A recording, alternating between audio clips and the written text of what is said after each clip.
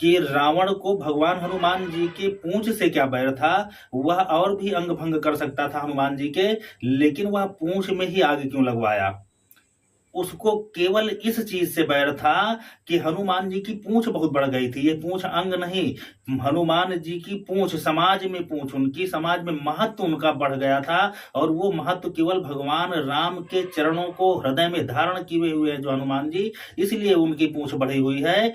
और हनुमान जी जैसे भक्त जो होते हैं वो अपनी पूंछ को पीछे रखते हैं, और जो रावण जैसे राक्षसी प्रवृत्ति के लोग हैं वह अपनी मूंछ जब नीचे होते देखते हैं तो अपनी पूंछ बढ़ाने के लिए ही राम भक्तों की पूंछ में आग लगवाना चाहते हैं। और ये नहीं जानते हैं कि यह राम भक्तों की पूंछ भी राम भक्त की माया होती है। बाढ़ी पूंछ की न कभी खेला, वह ऐसे असुरों की लंका जलाने के लिए ही अपनी पूंछ बढ़वाते हैं। जबकि उनके उस पूंछ बढ़ने से न तो उनको कोई घमंड होता है और न कोई मद होता है, लेकिन राक्षसों को लगता है कि इनकी पूंछ बढ़ी जा रही है, इसलिए उनसे जलने लगते हैं। और उनकी पूंछ में जब जब आग लगाने की कोशिश करेंगे तो इनकी लंका जलती ही रहेगी। भगवान हनुमान जी के हृदय में तो श्री राम विराजमान है।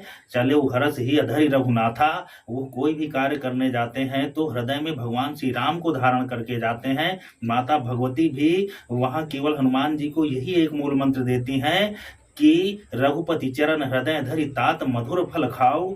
उस भगवान राम के चरणार बिंदुओं को हृदय में धारण करने की वजह से ही लंका में भी भगवान हनुमान जी की पूंछ बढ़ गई। और उस पूंछ की वजह से रावण को लगा कि ये तो हमारे ही यहाँ, हमारे ही बीच के लोगों को अपनी पूंछ में लपेट लेगा और हम तो महत्व विहीन हो जाएंगे, हमारा कोई मान सम्मान ही नहीं रहेगा। इसलिए वह हनुमान जी की पूंछ में आग लगवाता है।